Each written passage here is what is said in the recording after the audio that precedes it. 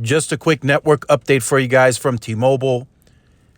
T-Mobile is very aggressive in separating the 5G from LTE and the LTE from 5G. Essentially, currently, NSA is using both. So the LTE is mixed or aggregated with 5G, and then, of course, 5G is aggregated with LTE. Now, T-Mobile is currently the most aggressive in moving the 5G core to standalone, and then the LTE side will be standalone and 5G will be standalone.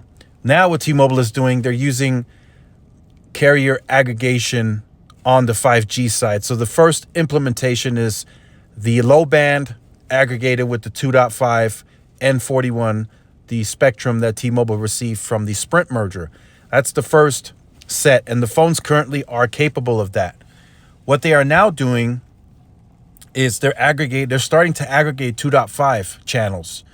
So it could be, and this is just for example, it could be one, you get 60 megahertz channel and then another 40 megahertz channel if your licensing in your county are not contiguous.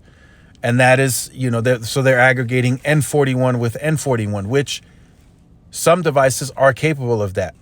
What devices currently are not capable of at all is aggregating N71 with N41 and another N41 channel.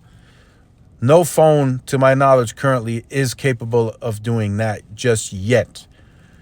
I'm sure Qualcomm is getting ready to launch devices that are capable of it in the future, but currently no device is able to aggregate low band with two mid-band channels. It's either mid-band aggregation, two channels, or one low band, one mid-band channel, from what I'm being told and to my knowledge. But again, T-Mobile is currently the most aggressive carrier to move to an all 5G architecture on a standalone basis. So if you grab a 5G device that's capable of standalone and aggregate low band with mid band, soon, once that core is active and T-Mobile has voice over NR fully activated commercially nationwide, and they are aggregating low band with mid band, then once you have a 5G device that's capable of it, you should be on just the 5G core separate from LTE.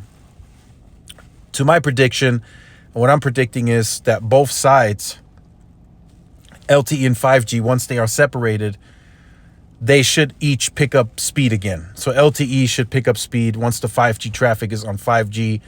And then, of course, 5G should pick up speed as well, as the LTE traffic is no longer using 5G NSA. That's what I'm thinking. Of course, that's not a fact yet. We don't know the numbers, but I think that'll happen. Each will benefit. So T-Mobile, again, is the most aggressive at doing this. Verizon and AT&T will eventually get into the swing, but right now they're still testing standalone. And many are telling me it's really not that big of a deal or that huge of a benefit to move to an all 5G architecture. Most are saying Verizon and AT&T are just simply going to do it when they are ready, which I tend to agree with. There's no rush. T-Mobile is just doing it because they want that leadership. They want that embedded into the public that they are the leader in 5G, that they were first to standalone, first to voice over NR, first to aggregating 5G channels. They want to be known that they were first in all of that. So we'll see what happens. We'll see what the benefits are once it's all said and done and it's actually commercially launched and we see just a standalone channel. We already have that now with N71. Some are telling me that they are noticing differences, that stuff is loading faster. There's more instantaneous video streaming. So that comes from the standalone core and the lower ping times.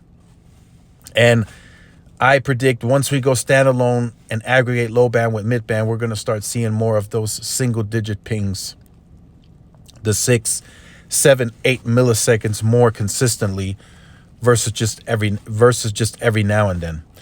So let me know what you think about this in the comment section down below. Are you looking forward to this? Are you ready to continue upgrading your device to make use of these newer technologies? It now is more apparent than ever that the networks are more ahead now of the phones than they ever were. In the past, the devices usually had more technology capabilities than the network. Now it seems like the networks are more capable than the devices. And now each year that a new device comes out with a new chipset, it comes with something that the network is already capable of doing. So it's quite important, I'd say, to upgrade. But of course, that is up to you guys. I know there's some tech enthusiasts on the channel that do upgrade every year, so that should be no problem for you. But I do think it's a great thing to get newer technology devices, especially as fast as technology is evolving here in the US. And I think the 5G core for T-Mobile will be less congested, and it should make for a great experience for everybody that tries it out. So let me know what you think about this in the comment section down below. Look forward to reading your comments. Make sure you like, share, subscribe for more content, for more updates. Thanks again for watching. See you in the next one. Peace.